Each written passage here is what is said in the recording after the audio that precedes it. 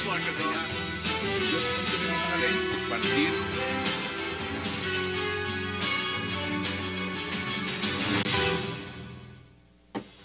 Bienvenidos a 360 grados, una visión global de la noticia, un espacio para debatir sobre todo lo que sucede en Colombia, en el mundo.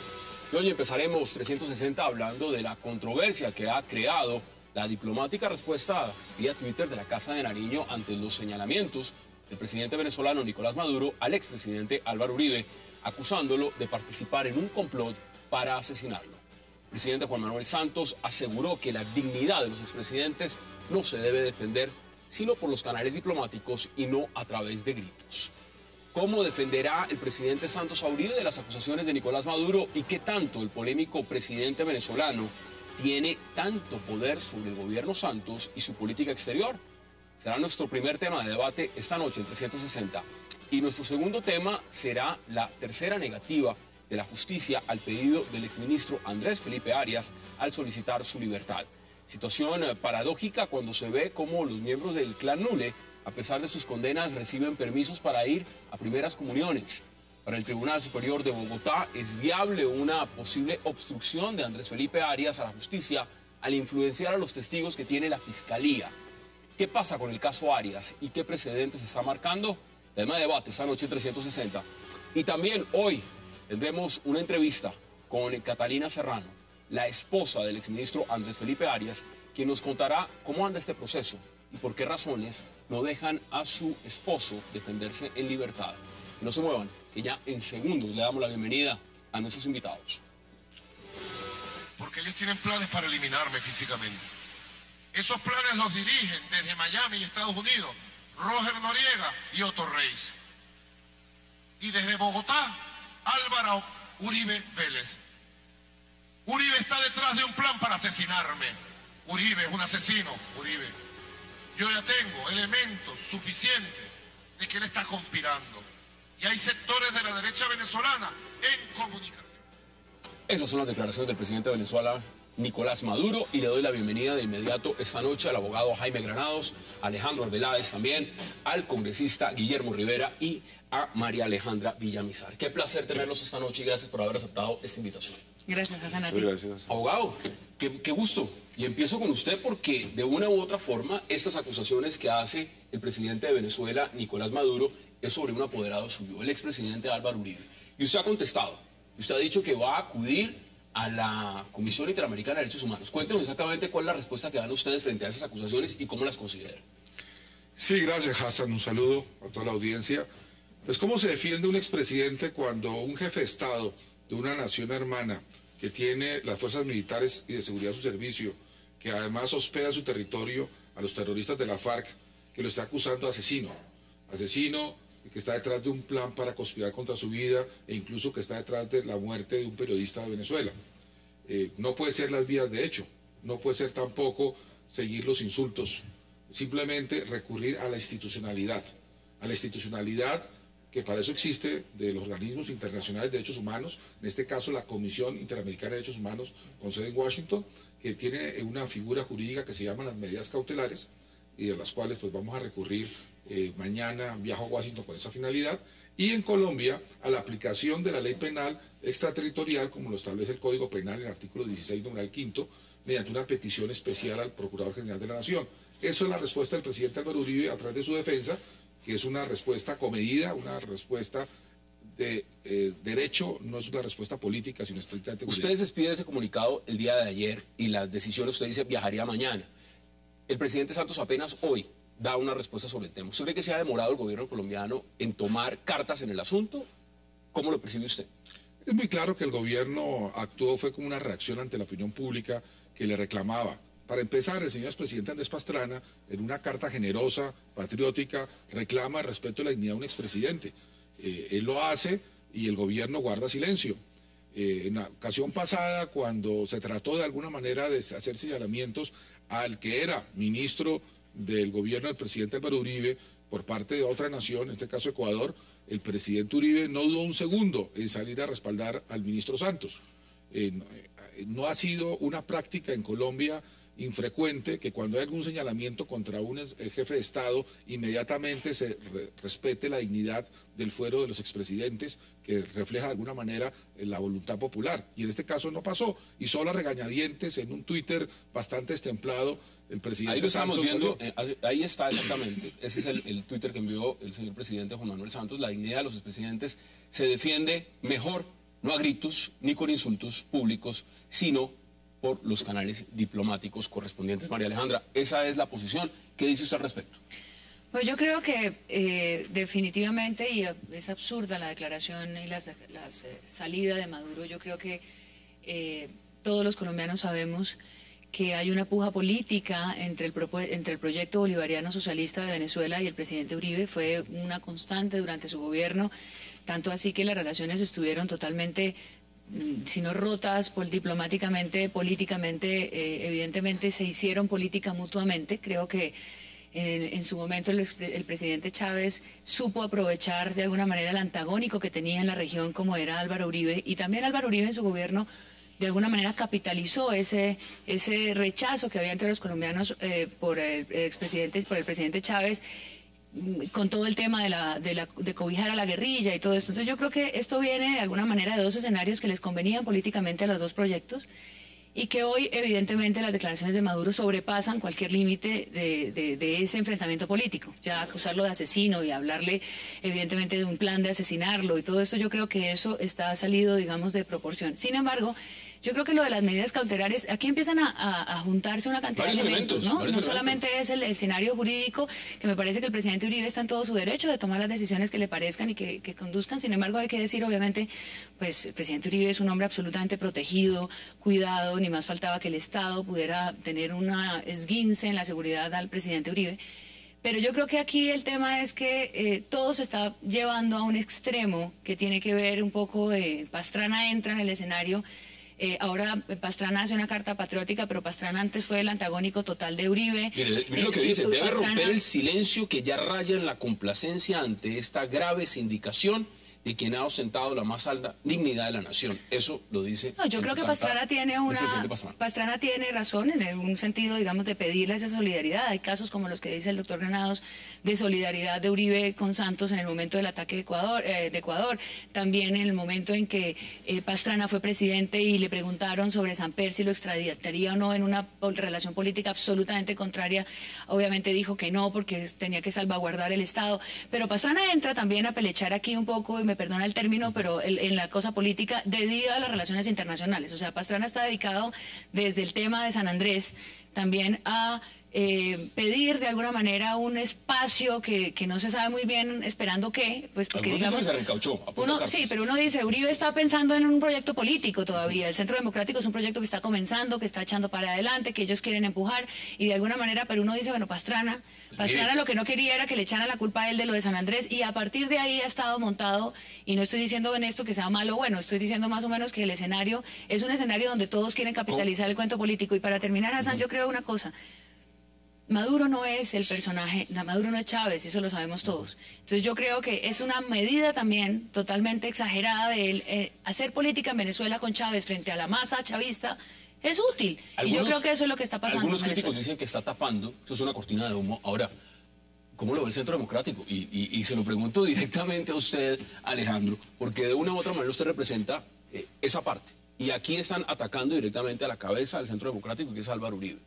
¿Cómo recibe usted, por ejemplo, el Twitter del señor presidente cuando dice, aquí vamos a defendernos es por canales diplomáticos, no van a insultos nada y gritos tampoco? Qué tan bueno que después de por lo menos 3 días de esta controversia el gobierno se pronunció, así sea destempladamente, a través de un canal que no es el adecuado, como es un mensaje de Twitter. Este tema trasciende... El mensaje de Twitter lo utiliza el presidente de Uribe también de forma bastante común. Sí, pero aquí estamos hablando de un tema de marca mayor. Esto es una controversia que supera el tema Uribe-Maduro. Aquí estamos hablando del presidente de una república hermana agrediendo, insultando, tratando de asesino y de mafioso a un expresidente. Esto trasciende los apellidos. Ahora se cuestiona suspicazmente que por qué el presidente Pastrana envió una carta. Es que aquí la dignidad del Estado colombiano es la que está siendo atacada sin importar quién encarne esa dignidad como expresidente.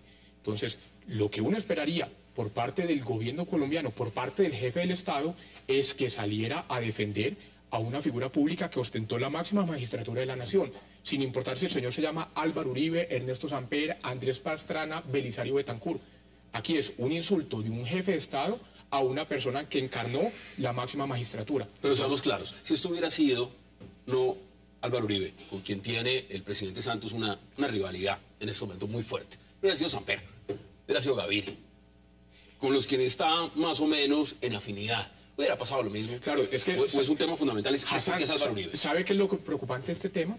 Que obviamente se politizó. Fíjese, la reacción del gobierno colombiano tiene que ser la misma sin importar si el agredido pertenece a un partido político, si pertenece a otro, si tiene un apellido o si tiene otro, porque es al Estado colombiano, a la ciudadanía colombiana, a quien se está insultando. Cuando se le dice asesino, cuando se le dice mafioso a un expresidente de la República, es toda la nación la que está siendo agredida. Por tanto, esa defensa del gobierno no tendría por tener cálculo político. Si es el señor Álvaro Uribe, lo defendemos de una manera; si es contra el señor Andrés Pastrana, lo defendemos de otra; si es contra el señor Ernesto Samper o Belisario Betancur, estoy hablando de los expresidentes vivos, o César Gaviria, lo defendemos de otra. Aquí se agredió a un expresidente de Colombia, se le tildó de asesino, se le tildó de mafioso, y el gobierno colombiano tiene que reaccionar con la contundencia que se requiere ante la gravedad de los hechos. ¿Qué dice usted al respecto, congresista? No, yo quisiera más bien hacer un ejercicio de recordación y reciente.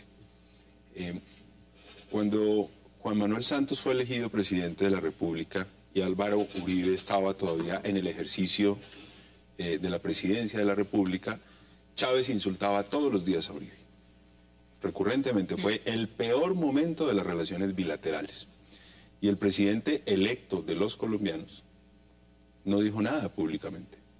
Se posesiona el 7 de agosto del 2010 y pocos días después se desarrolla la primera cumbre bilateral en la ciudad de Santa Marta.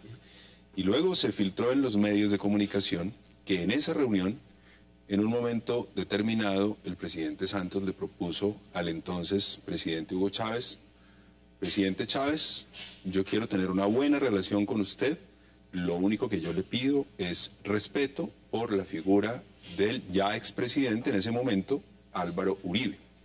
Es decir, lo que ha dicho hoy Juan Manuel Santos vía Twitter, que esos asuntos los va a resolver por la vía diplomática, es exactamente lo que él hizo en un momento aún peor que el actual. Es decir, Chávez llevaba 3 o 4 meses insultando a Álvaro Uribe. Y quiero además señalar que me parece que las declaraciones de Maduro son demenciales, pero que no de la misma manera demencial pueden esperar los amigos del expresidente Uribe que el presidente Santos salga a defenderlo. Me parece que lo correcto es la vía diplomática. Creo que además así lo hizo en un momento en el que las relaciones entre Uribe y Santos eran inmejorables. Cuando se posesionó, ¿no era una posibilidad? ¿Usted recuerda el discurso de Juan Manuel Santos cuando tomó posesión de su cargo? Le hizo tremendo reconocimiento a Álvaro Uribe, que entre otras cosas estuvo sentado ahí en el palco en la Plaza de Bolívar. Y luego, por la vía diplomática, digamos, no de manera estridente, pues le pidió a Chávez respeto por la figura de Álvaro Uribe, lo mismo que va a hacer con Maduro a través de los canales diplomáticos. Y se lo pregunto también por un contexto. Usted conoce muy bien a Jaime Lomana. Y Jaime Lomana, que también ha representado y representa al expresidente Álvaro Uribe, ha dicho que habría que ignorarlo, que realmente la táctica no es de pronto tomar algún tipo de consideración. Pero es que a Uribe no le conviene ignorarlo políticamente. No, pero se lo pregunto, por ejemplo, en la medida de las decisiones que usted ha tomado, ¿es coherente o no? ¿O habría que ignorarlo? Sencillamente dejarlo pasar como si no hubiera dicho nada y hacer de lado los comentarios. ¿Qué opina usted al respecto? Bueno, yo creo que aquí la opinión que cuenta no es la mía, sino del presidente Uribe. El presidente Uribe consultó a Jaime Lombana, que es su abogado, igual que yo lo soy, hace varios años, y decidió optar por mi recomendación. Así que si el presidente Uribe creyó que el camino que yo sugería era el adecuado, pues ese es el que estoy siguiendo. Ahora, frente a lo que ha dicho el representante Rivera, es cierto, totalmente de acuerdo que en ese momento el presidente Santos le exigió a Hugo Chávez, pero recordemos que en ese momento ya yo había denunciado el 6 de agosto del año 2010 ante la Corte Penal Internacional a Hugo Chávez y había demandado ante la Comisión Interamericana de Derechos Humanos las graves violaciones que están cometiendo en el territorio de Venezuela frente a guerrilleros que estaban allá y hoy lo sabemos, hospedados y cuidados por el gobierno de Venezuela. La situación no era fácil. Sin embargo, en una decisión que para eso el jefe de Estado que tomó de apaciguamiento, se fue por esa vía. Pero recordemos que Hugo Chávez después no volvió a insultar al presidente Uribe. Ahora Maduro no solamente lo insulta, es que pasa a otro nivel, escala la situación para cortina de humo. Pero ustedes se acuerdan del grupo, ¿ustedes se acuerdan del grupo de paramilitares, supuestos paramilitares que aparecieron en el Zulia, creo, en Venezuela? Que Chávez denunció en ese momento, y después de que el presidente Uribe le hubiera encomendado al presidente Chávez la mediación para las liberaciones de los secuestrados, estamos hablando del 2008, cuando eso se vino atrás, las relaciones llegaron a circunstancias que uno jamás se hubiera imaginado, como jamás nos hubiéramos imaginado miles de discursos de Chávez, y no solamente contra Colombia ni contra Uribe, sino en contra del mundo entero, digamos, contra los americanos, contra el presidente de Estados Unidos. O sea, también hay una cosa que hay que tener en cuenta, y esto no quiere decir en ningún caso, porque hay que hacer siempre las aclaraciones, porque la polarización es muy complicada, que se justifique lo que dijo, por supuesto, Maduro. Pero yo sí creo que hay un escenario de la política que tampoco podemos desconocer para volvernos ahora a un escenario exclusivamente delincuencial, por llamarlo así, de una amenaza que es eminente, diciendo Maduro. Y ellos están en un problema, digamos, la revolución bolivariana no ha sido nunca políticamente correcta, ni con Colombia, ni con Estados Unidos, ni con la mitad de países del mundo. Mírenlo internamente ahora, usted... no, porque en el momento que funciona, cuando se necesita, entonces se capitaliza y se vuelve serísimo. Pero cuando no, nos reíamos de Chávez. Usted ponía sobre la mesa extractos y mencionaba la carta del expresidente Andrés Pastrana. Quiero que veamos extractos de esa carta, unos pedazos.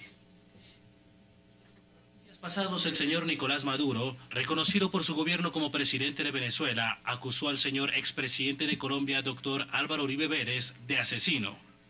El señor presidente de la República, representante de la dignidad nacional, deponiendo rencillas personales y diferencias políticas, debe romper el silencio que ya raya en la complacencia ante esta grave sindicación a quien ha ostentado la más alta dignidad de la nación.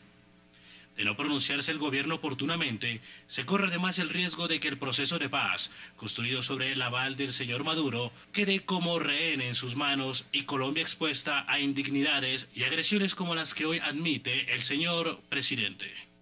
Ese último extracto es el que quiero rescatar de esa carta. ¿Qué dicen ustedes frente a lo que significa ese último extracto? Es que ¿está rehén, digamos, en la contestación o lo que pueda decir o no la diplomacia colombiana frente a Venezuela y Nicolás Maduro debido al proceso de paz? No.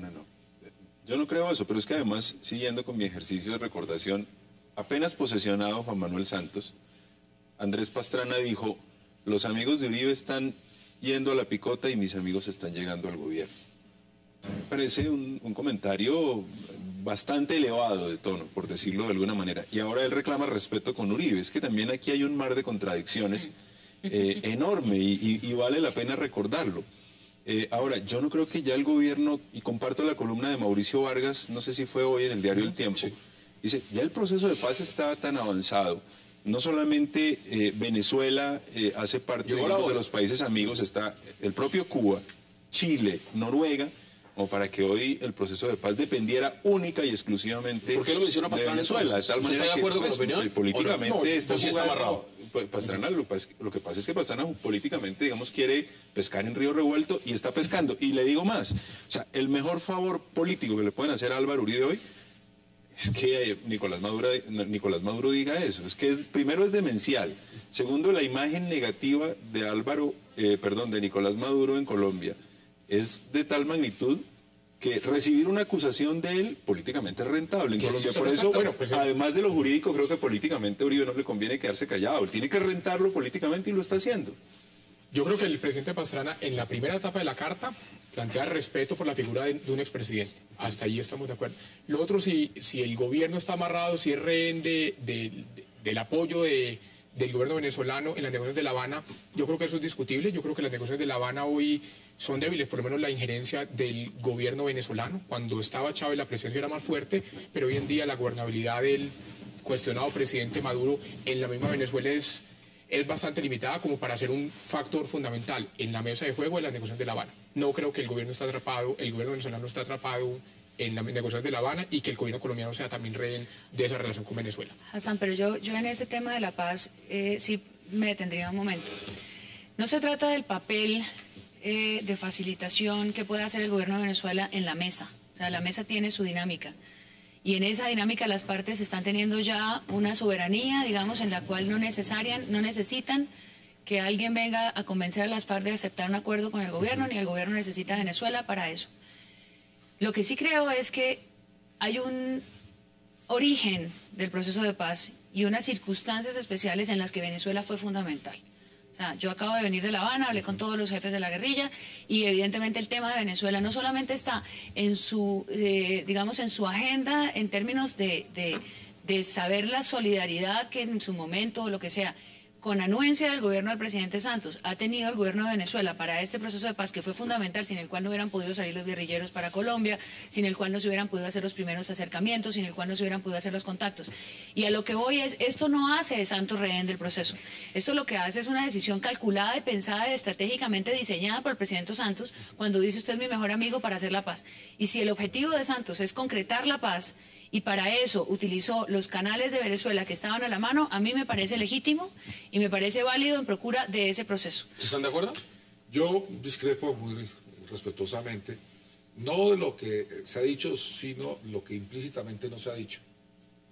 Porque es cierto, Venezuela fue muy importante para llegar a La Habana, pero yo creo que el presidente Santos es rehén del proceso de paz de Caracas y de La Habana, no por donde llegó, sino donde va a terminar. ¿Por qué? ¿A qué le tiene miedo la guerrilla? ¿Qué pasaría si no se firma un acuerdo de paz en La Habana? ¿A dónde van a regresar los guerrilleros? ¿A la selva colombiana? ¿Al Cauca? ¿Donde han ¿A la estado Macarena? 50 años? En Venezuela. ¿Donde han estado 50 años? En Venezuela es donde ellos esperan regresar, donde han tenido el auxilio en los últimos años. Y en ese sentido, cierto grado de control por lo negativo ejerce Venezuela. Si Venezuela le dice a los guerrilleros, ustedes no aspiran a regresar a nuestro territorio, o firman la paz o la firman, pues está en un escenario muy diferente a saber que van a tener siempre el refugio de Venezuela. Así que en ese sentido sí creo que... Eso creo que puede tener razón, pero digamos que la paz no la van a firmar las FARC por la razón de llegar o no, de tener dónde llegar o no después de que fracase eventualmente el proceso de paz. O sea, las razones que están más allá del proceso de paz no es tener refugio o no tener refugio en Venezuela.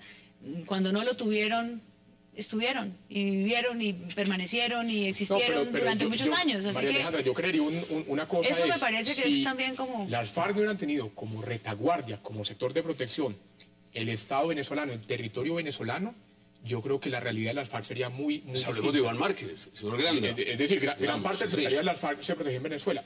Mire, sí, pero las FARC siguen en el Chocó y también están en Antioquia y también están en la costa. Catatumbo acaba de salir del Valle del Cauca.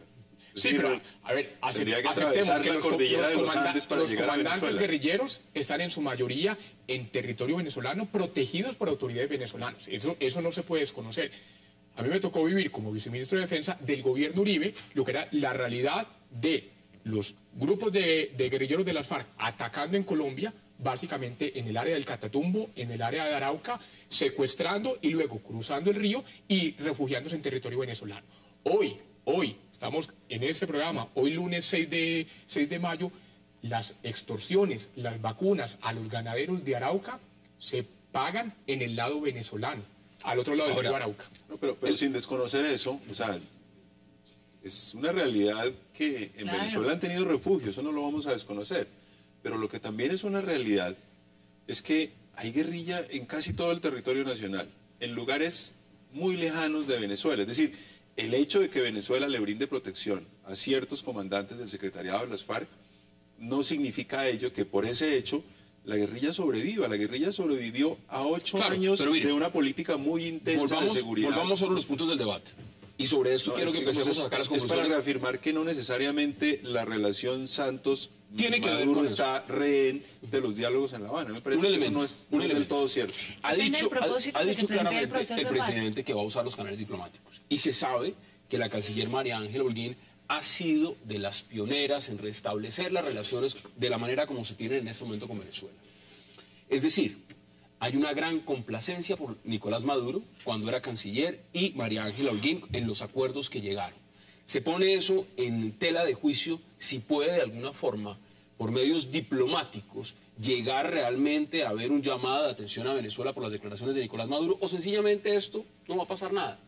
Concluyamos sobre ese tema. ¿Qué cree usted que va a Pues pasar? no sé qué pasó en la reunión de hoy de la canciller con el embajador de Venezuela. Se dio esta tarde, no se sabía hasta hace un rato qué había pasado. Yo creo que evidentemente Santos está en un gran problema, está en una encrucijada de todas maneras política, tiene que hacer algo.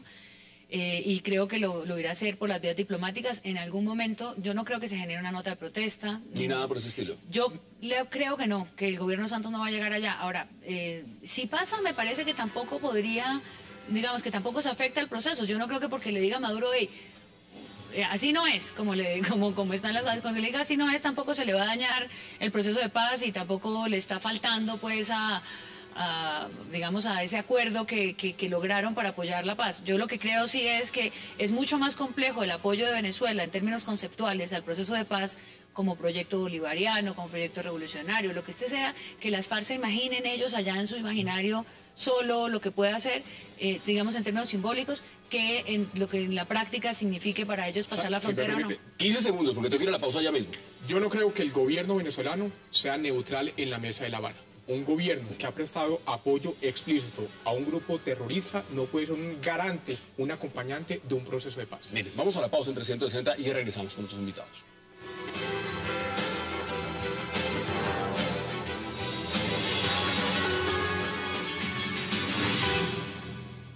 Dura acusación de la dictadura descabellada por el fraude y la violencia, una única respuesta, que se repitan las elecciones. Regresamos a 360. Deme sus conclusiones, abogado, sobre lo que significa si, en su opinión, va a haber una nota de protesta, algún reclamo o de aquí no pasa nada. Eso se queda como está. La verdad, nunca pensamos, por la vía del presidente Álvaro Uribe, que el presidente Santos hiciera algo. Creo que lo único que hizo este proceso fue confirmar muy bien que el presidente Santos prefiere colocar por encima de los intereses nacionales las rencillas personales. Y creo que hay múltiples ejemplos, y este es uno más de ellos. ¿Usted qué piensa? No, yo creo que, como lo ha hecho desde el 7 de agosto del 2010, el presidente Santos ese tipo de diferencias las resuelve por los canales diplomáticos, sin estridencias, con mucha prudencia, y seguramente ya lo está haciendo. Bueno, quiero preguntarles ahora por Hassan, el tema. lo último. Agréguele. Yo creo que Santos y Uribe tienen que hablar. ¿Usted sí cree que vayan a hablar? No van a hablar. Pero yo sí creería que el país debería forzarlos a hablar. Porque es que aquí hay cosas de por medio de verdad trascendentales para el país.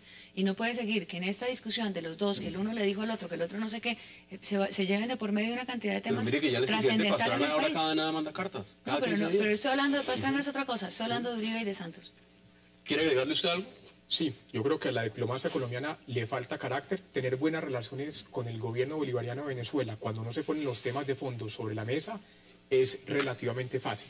Aquí hay un tema de fondo y hay un régimen semidictatorial en Venezuela, que el gobierno colombiano, asistiendo a la posición del señor Maduro de alguna manera ha legitimado. Hay un gobierno que explícitamente ha apoyado al grupo terrorista de las FARC y ese tema no se discute por parte de la diplomacia. Entonces, tener buenas relaciones no es simplemente tener una diplomacia cosmética. Tener buenas relaciones es poner los temas de lo que dice fondo. María Alejandra. Tienen que hablar, y se refiere específicamente al expresidente Uribe y al presidente Santos. Yo creo que el tema, yo creo que el tema no es personal, Hassan. Yo creo que el tema es de políticas. Aquí hubo un evidente cambio de rumbo. Comparemos lo que es el discurso de posesión del señor Juan Manuel Santos el 7 de agosto del 2010 y lo que se hizo hoy. Pues sí, lo que se pero hizo hoy sus claro, políticas. pero claro. El de posesión, el que está, el hablo de la paz, que tiene Entonces la llave miremos de la paz. los inamovibles que se mencionaron en ese momento para llegar a un proceso de Pero si los negociación. modelos eran de Uribe y ahora está gobernando Santos. Yo lo que veo es que de todas maneras... Elegido con las políticas de Uribe. Pues sí, pero los votos son de él, el nombre era de él es el presidente, él tiene que tener ¿Usted autonomía. cree, María Alejandra, que Él los tiene 9 tener millones autonomía. de votos eran de Juan Manuel Pues Santos? en términos democráticos sí. ¿Qué hacemos? Bueno, ¿Cómo tenemos hacemos? elecciones en el 2014, por fortuna. Sí, para claro, eso. por eso es que tienen que hablar, porque como ustedes están en elecciones y Santos se quiere reelegir, entonces Nosotros estamos retomando el rumbo. función de eso se van a llevar por delante una cantidad de cosas que el país no puede esperar. Agréguele, lo que van a dejar tiempo para hablar. La verdad, el 2014 será la prueba de fuego. Una democracia se valida es mediante el voto popular. Entonces, este debate yo creo que va a ser estéril porque nunca se podrá poner de acuerdo dos personas cuando uno sienta que el otro la ha traicionado. Y los uribistas sentimos que aquí hubo una traición. Y eso no lo va a quitar nadie. Y hoy que había la oportunidad de rectificar esa visión, con un mínimo ejemplo, al mínimo gesto, no se hizo. Así que cuando se dé el debate electoral, serán los colombianos los que decidan. ¿Quién tiene la razón? Eso lo que quiere decir es que el uribismo estaba reeligiéndose en cuerpo ajeno, pero en su mente. O sea, lo que querían era reelegir a Uribe en el cuerpo de Juan Manuel Santos. Ahora, reelegir las políticas. Reelegir las políticas, no las personas. Lo que querían era que Juan Manuel Santos actuara como actuaba Uribe. Estamos encima y todo el mundo lo sabe. Miren, les cambio de tema. El tema de Andrés Felipe Arias. Hoy, por tercera vez, evidentemente, solicitó la libertad y no se la dieron. Usted como abogado penalista, ahí, ¿qué se puede determinar cuando el Tribunal Superior de Bogotá dice, mire, aquí puede manipular pues, las versiones, los testigos de la Fiscalía? ¿Debe este hombre o debió tener la oportunidad de defenderse en libertad o no? ¿Cómo lo percibe usted? No, siempre en un sistema acusatorio hay que prevalecer la libertad. El artículo 295 así lo dice. Lo que ha ocurrido con el caso del exministro Arias es muy preocupante. Más allá del respeto que hay que tener por las providencias judiciales, siempre hay que respetarlas, uno puede discrepar de ellas. Y una persona en donde, en el caso del exministro Arias, ya su juicio está muy avanzado, toda la prueba de la Fiscalía se presentó, no hay ninguna prueba de cargo pendiente de practicarse. ¿Qué obstrucción de la justicia puede haber? ¿Qué es lo que motiva su encarcelamiento? La verdad, con el presidente que logramos en el caso de Hernando Moreno, era perfectamente aplicable a este supuesto. No entiendo las razones por las cuales el tribunal finalmente, por vía de un magistrado, tomó una decisión contraria, que repito, en todo caso hay que respetarla. ¿Qué dice usted, congresista? También como abogado, como congresista y como alguien que de pronto puede estar en la oposición a lo que representa el uribismo, lo que sea. No, pues dos claridades. Primero, también respeto las providencias judiciales. Y no conozco esta providencia. Luego, digamos, mis opiniones van a ser muy superficiales frente a lo que he escuchado en los medios. Segundo, pues además es de público conocimiento, Andrés Felipe Arias no hace parte de mis afectos políticos. Pero lo que yo sí creo es que hay que revisar la política criminal de este país, porque es que la regla general es que quien vaya a la cárcel es quien esté condenado, y que quien esté siendo investigado y vaya a prisión deba ser la excepción. Pero me parece que es demasiado discrecional de los jueces de control de garantías la decisión en frente a la privación de la libertad de una persona que está sindicada, es decir, investigada. Y una de las cosas que yo he dicho a propósito de la discusión del Código Penitenciario es que deberíamos hacer un esfuerzo por reglar, es decir, de manera muy precisa o lo más preciso posible, definamos en qué momento una persona puede ser un peligro para la sociedad, en qué momento una persona realmente puede obstruir a la justicia, en qué momento hay razones para pensar que una persona no va a acudir a los llamados de la justicia, porque esa discrecionalidad tan amplia es muy riesgosa y puede dar lugar a arbitrariedades. Así que creo que ese es un problema que hay que resolver en la política criminal. ¿Qué dice usted, María Alejandra? Yo creo que Andrés Felipe Arias es un símbolo de esa etapa pues tan fuerte de la polarización de este país. Yo creo que, y voy a entrar también un poco de forma superficial sobre los detalles de la providencia, pero yo sí creo que no tiene explicación hoy en día frente a una persona que ha cumplido, digamos, con la disposición que le han ordenado, ha estado recluido durante, ¿cuántos meses van ya? 21 meses, donde ha asistido, digamos, ha cumplido con los requerimientos que le ha puesto el proceso y que al final está siendo víctima del aparato de justicia de Colombia, como están siendo, como que todos los días nos decepciona. O sea, usted hablaba al comienzo de que íbamos a hablar del tema de los NULE, entonces le dan permiso al NULE para ir a la primera comunión del hijo. Sí, claro, eso lo puede disponer un juez porque así la ley lo permite. Ya lo van a investigar. Pero ¿cuáles son las condiciones para determinar, en el mismo caso subjetivo, si es un peligro para la sociedad o en el caso de NULE, que es un tema personal de tanta relevancia como la primera comunión que tiene posibilidad de viajar? O sea, yo sí creo que la justicia nos da unos ejemplos terribles todos los días de injusticia y que creo que todavía, eso sí que nos hace todavía estar en un país que se tiene que cuestionar a sí mismo el nivel, digamos, de preparación que tiene para el nivel de problemas que tiene. O sea, es interesante la perspectiva como lo plantea usted, congresista. Es decir, hay gente que se regocija de ver gente en la cárcel y no tienen una condena. Están en un proceso de investigación dentro de un juicio. La gran pregunta la gran pregunta es, Alejandro, si en este país la gente se puede defender en libertad o no. ¿O tiene que defenderse desde la cárcel? Que esa es la gran pregunta. Hay que defenderse con plata, para empezar. Ese es el otro tema. No, aquí no podemos tener el Estado carcelero. Yo creo que el caso de Andrés Felipe Arias es una vergüenza para la justicia colombiana, una justicia que dentro de esa polarización que mencionaba María Alejandra se ha politizado, y cuando en una sociedad la justicia se pone al servicio de la política, pues apague y vamos. Andrés Felipe Arias un funcionario honesto, una persona joven que incursionó a la política, que hizo una gran transformación del sector productivo del campo, que ahí están los resultados y sin embargo, por enemistades políticas, hoy está bajo arresto, lleva 21 meses en la cárcel, separado de su familia, porque en teoría representa un peligro para la sociedad. En este Estado colombiano, los violadores tienen la casa por cárcel y Andrés Felipe Arias sí tiene que estar separado de su familia en una cárcel. Granados, algo que quiera agregar para concluir este debate, porque vamos en segundos, después de que ustedes se levanten de esta mesa, va a tener la oportunidad de entrevistar a Catalina Serrano, que es la esposa de Andrés Felipe Arias. ¿Algo que quiera agregar usted para concluir este tema? Sí, quisiera rescatar el llamado que hace el representante Rivera acerca de la política criminal. Creo que el Congreso tiene mucho que ver en esto, y ya tiene mucho que ver por omisión, porque finalmente son las leyes las que aprueba el Congreso las que permiten que esto ocurra. Cuando se aprobó el sistema acusatorio con la ley 906, solo el 6% de las personas iba a la cárcel. Cuando se aprobó la ley 1142, pasó a ser el 32%. Y esa tendencia se ha ido agravando después de la aprobación de las leyes 1453 y 1474. Así que realmente me parece que el Congreso tiene mucho que ayudar para que se respete el principio de libertad, de presunción de inocencia y que la prisión preventiva sea una excepción y no una regla. Jaime Granados, gracias por aceptar la invitación. Alejandro Veláez también, gracias como siempre. Por supuesto, congresista Rivera, gracias por haber estado acá. Y María Alejandra Villamizar, mucho gusto. Gracias, Hassan. Vamos a la pausa y al regreso volvemos con Catalina Serrano, la esposa de Andrés Felipe Arias, el exministro de Agricultura.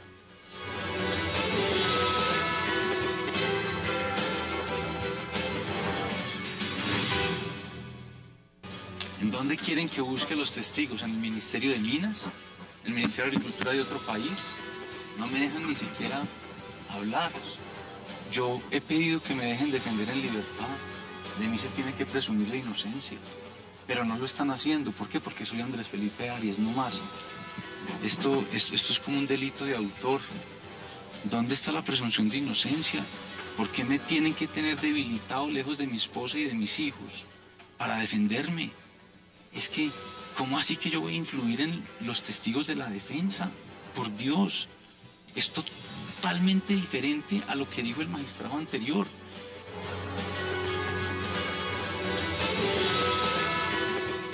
Regresamos a 360, esas eran las declaraciones del exministro de Agricultura, Andrés Felipe Arias, y aquí está conmigo en el set de 360 Catalina Serrano, su esposa. Catalina, gracias por aceptar la invitación. Gracias a ti, Hassan, por esta oportunidad. Sabemos que es un momento muy difícil, evidentemente, y son muchas las veces que he tratado de entrevistar a su esposo, evidentemente por trámites ante la Corte Suprema y demás ha sido imposible, pero usted está acá. Desde el 26 de julio del 2011 está con medida de aseguramiento. ¿Cómo ha sido este proceso y cómo lo ve usted cuando todavía le dicen después de 3 solicitudes que no lo dejan salir? Hassan, mira, son 2 años ya casi los que Andrés lleva privado de la libertad preventivamente, porque hasta el momento a Andrés no se le ha demostrado culpabilidad alguna en este proceso. De todos los testigos de la Fiscalía no ha habido uno solo que haya podido decir algo en contra de Andrés. Los magistrados de la Sala Penal de la Corte han sido testigos de que cada vez que hay un testigo en la Corte, se derrumba cada vez más el castillo de naipes que la Fiscalía pretendió montar. La tesis de la Fiscalía se le derrumba. Y yo estoy segura que posiblemente esto sale bien al final. Pero ¿qué va a pasar? Si seguimos, ¿cuánto tiempo? Exactamente, seguimos pidiendo libertad, posiblemente pasen 2 años más, que es lo que queda de juicio, porque desafortunadamente no tenemos el tiempo, la Corte no nos da las audiencias que necesitamos. ¿Y quién nos devuelve a nosotros esos 4 años después? Andrés se ha perdido al lado de sus hijos los 4 años más importantes para la educación y el crecimiento de un chiquito. ¿Quién nos devuelve eso? Andrés va a salir inocente. ¿Qué dice usted frente a la gente? Porque son varios también, que dicen, ojalá se quede preso, y tiene que estar preso, y que se quede preso. No importa que no tenga una condena encima. Sencillamente, este es un estado carcelero y aquí hay que defenderse en la cárcel. Que se quede preso. De acuerdo. ¿Qué dice uno en ese sentido? Pues mira, si algo hemos aprendido nosotros en este tiempo es a no juzgar. Si algo hemos aprendido de esta experiencia. Y yo creo que al final, aquellos que critican o que quieren que mi esposo se mantenga recluido en la escuela militar, pues simplemente repiten lo que oyen. Simplemente es a la única información a la que tienen acceso, es a la información que durante ya 4 años, porque desde que esto estalló, esto fue hace mucho tiempo atrás, los medios dedicaron espacios completos a acabar con mi esposo, con la vida de él, con su honra, con su dignidad, con el trabajo que él hizo impecable en el ministerio. Pero ahora que se empiezan a caer los testigos de la Fiscalía, el proceso de la Fiscalía, los medios no disponen del mismo espacio para recuperar para permitirle a Andrés recuperar esa dignidad, digamos. Cuando así. dicen que puede manipular a los testigos, ¿cómo podría hacerlo? Es decir, el fiscal ha dicho que a través de las redes sociales, ahora supuestamente faltaban 14, usted me corregirá, testigos, al final decidieron que 6 no eran necesarios.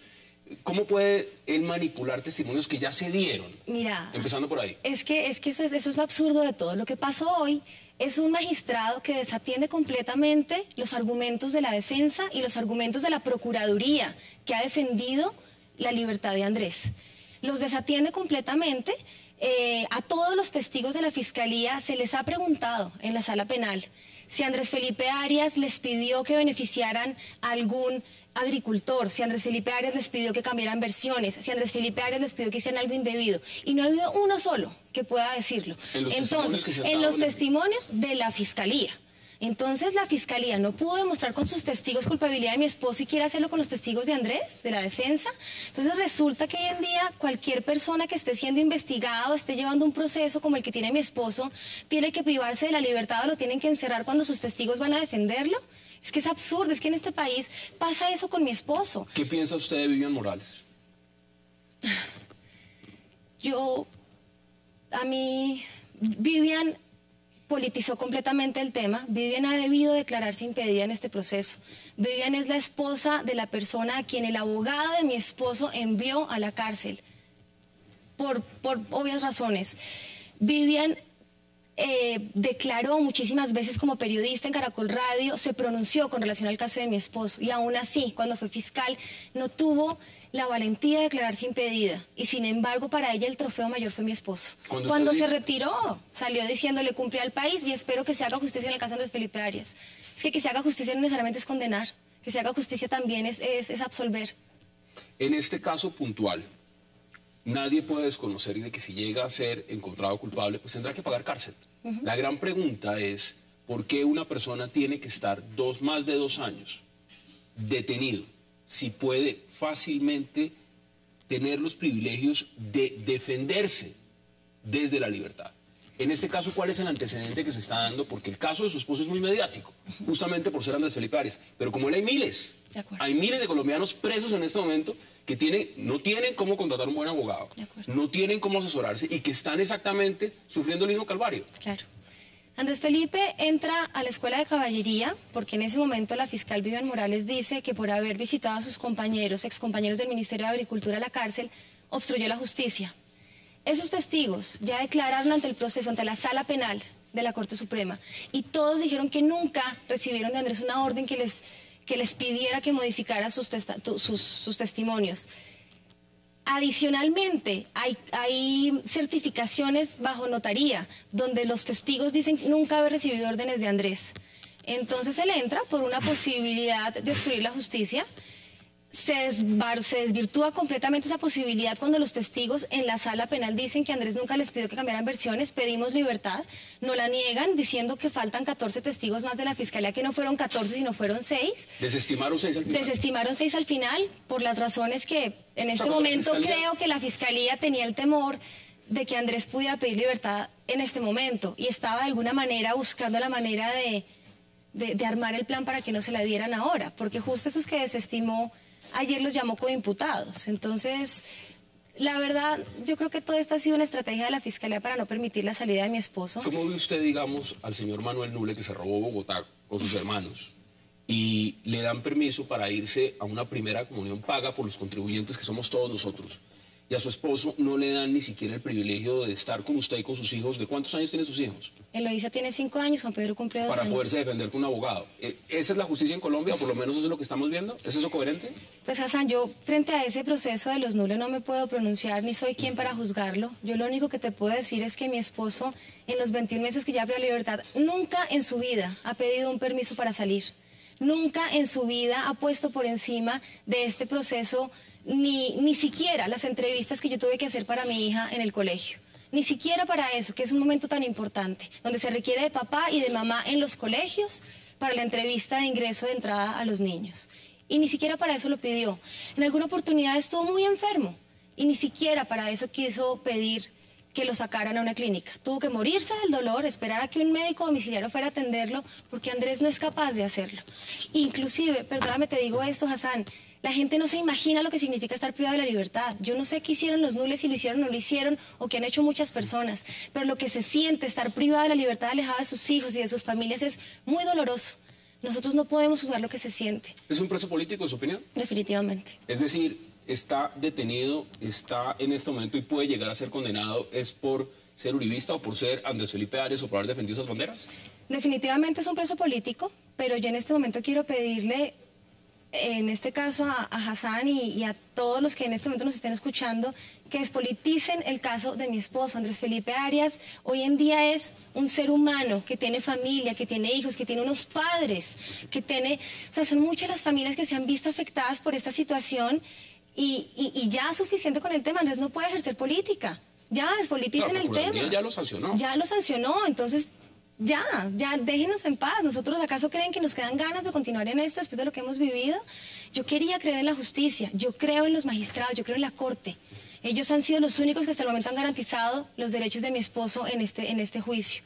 Pero lo que ha pasado ahora, ¿cómo yo puedo hablarles a mis hijos de justicia y de que la justicia existe y hablarles de lo bueno que significa la justicia si desde que nacieron lo único que han visto es un papá que no puede salir a estar con ellos ni llevarlos al paradero? Pues les resumo, en esta mesa habían 4 posiciones, entre ellos antagonistas políticos como el congresista Guillermo Rivera y personas en la oposición al uribismo que han dicho que el proceso de Andrés Felipe Arias es un absurdo desde el punto de vista jurídico. Y queríamos por lo menos tenerla a usted, porque sabemos claramente que hemos hecho las peticiones y el proceso para entrevistarlo a él es supremamente complejo.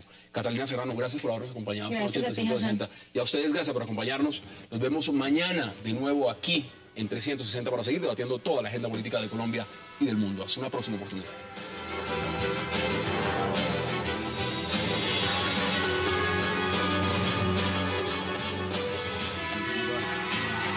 Like a tenemos una ley, compartir